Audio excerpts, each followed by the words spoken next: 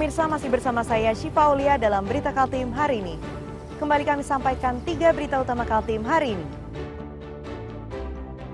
Satu keluarga di Samarinda tertimpa longsor, ibu dan anaknya ditemukan tewas.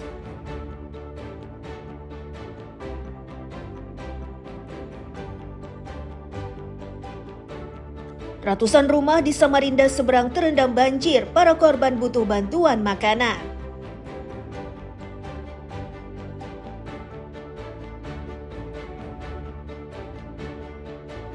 Polres Tarakan, Kalimantan Utara ungkap modus baru peredaran narkoba jenis sabu-sabu.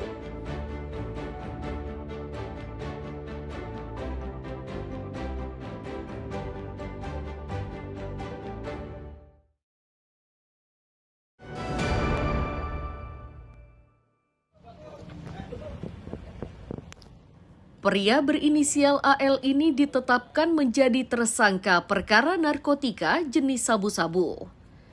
Dari tangan pria tersebut, disita barang bukti sabu-sabu dengan berat 3,2 kg. Narkoba yang dikirimkan ke Parepare, Sulawesi Selatan itu disembunyikan ke dalam perut ikan. Selanjutnya, ikan diangkut dengan menggunakan kapal KM Bukit Siguntang. Kapolres Tarakan AKBP Erwin Syahputra Manik menyatakan modus yang dilakukan pelaku tergolong masih baru. Awalnya mereka mendapat informasi jika di kapal KM Bukit Siguntang terdapat satu peti ikan yang di dalamnya berisi narkoba. Untuk bisa menemukan pelaku, polisi akhirnya membuntutinya hingga ke daerah tujuan. Tepat saat pelaku mengambil kotak tersebut, polisi bergerak menangkapnya. Di Kota Tarakan dan juga dibantu informasi intelijen bahwa diketahui ada 2 box yang diduga berisikan ikan dan di dalamnya informasi terdapat narkotika jenis sabu-sabu. Selanjutnya tim langsung bergerak karena pada saat akan dilakukan pemeriksaan kapal ini sudah persiapan akan berangkat menuju Kota Parepare, Provinsi Sulawesi Selatan.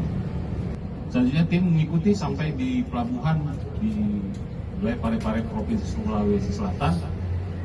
Ditemukan dan tertangkap saudara AL ini mengambil barang ini.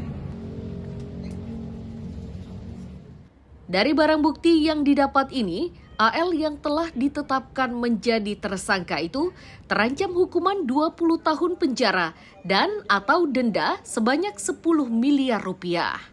Amir Hamzah dan Mustafa melaporkan dari Tarakan, Kalimantan Utara.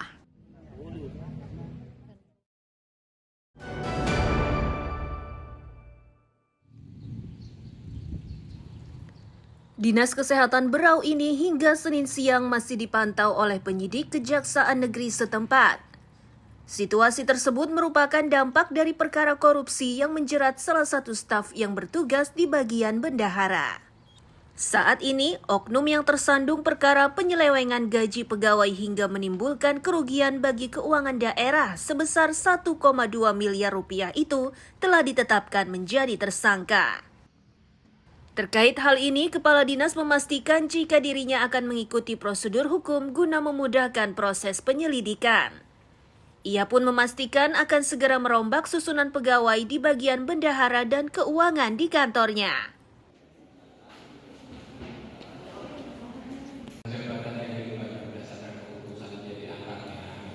Kalau secara spesifik saya belum bisa jawab karena ini artinya kasus ini juga masih dalam pengembangan oleh kejaksaan. Yang pasti kami Dinas Kesehatan Kooperatif dan kami secara berkala melakukan perbaikan sistem. Gitu loh. Berarti selama penahanan ini mungkin yang menggantikan tugasnya langsung? Ada langsung. Pokoknya pada saat dia ditemuan sekretaris dan kabin-kabin secara berkala harus dilakukan rotasi pengelola. Jangan sampai orang petugas kita itu terlalu lama mengelola suatu program, apalagi kalau kaitannya dengan keuangan.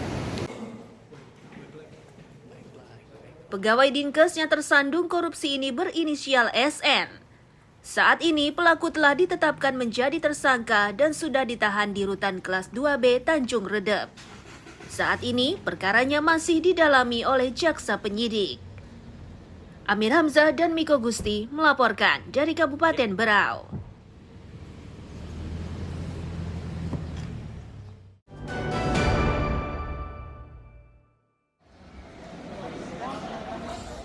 Ratusan pemuda dan pemudi di Balikpapan ini mengikuti turnamen e-sport yang digelar oleh Himpunan Pengusaha Muda Indonesia atau HIPMI Balikpapan. Lomba yang digelar di salah satu pusat perbelanjaan itu dibagi menjadi dua kategori, yakni Mobile Legends dan Free Fire. Target dari lomba ini yakni untuk menjaring atlet muda berkualitas di bidang e-sport.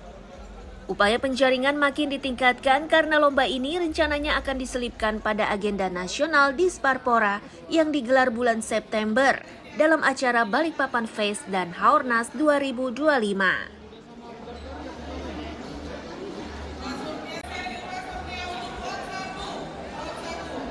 Jadi dengan adanya turnamen e-sport ini tadi sudah diskusi sama ketua terpilih, kita ada rencana untuk kolaborasi baik di kegiatan event kami nasional. Seperti yang ada nanti di September ada Balikpapan Fest selama 4 hari di Dom bisa kami kolaborasi ataupun dengan kegiatan Haornas di September. Dan silahkan nanti disesuaikan jadwalnya karena memang kalau dilihat partisipasi peserta sangat tinggi. Kalau target kami ya jelas, semua cabur juga memiliki target yang sama. Mengembangkan atlet-atlet muda Kota Balikpapan yang dimana harapan kami akan menjadi atlet nasional kemudian hari yang membawa kebanggaan buat Kota Balikpapan. Gitu. Tapi hari ini kami inginkan bukan hanya janji tapi bukti dan kita mulai dengan banyaknya pembinaan dan kompetisi yang kami gelar.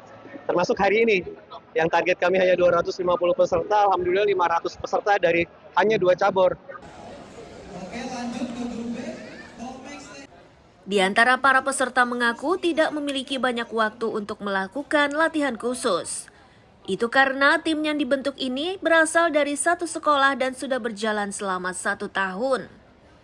Sistem latihannya dilakukan saat mereka berkumpul.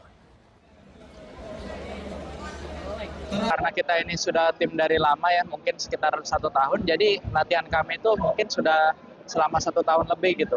Jadi untuk turnamen ini persiapan latihan kami itu tidak banyak.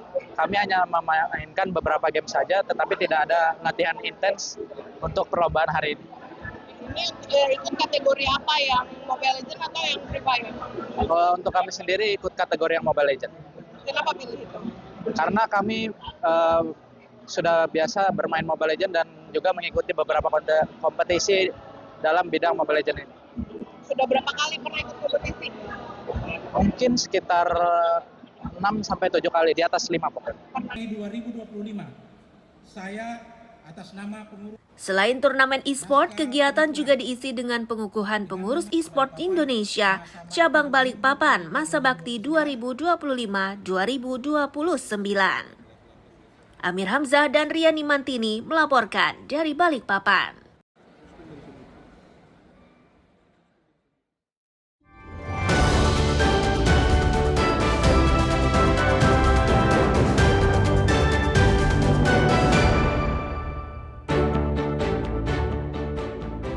Berita tadi menjadi akhir perjumpaan kita hari ini. Saya Syifa Aulia, pamit undur diri. Selamat pagi dan selamat beraktivitas.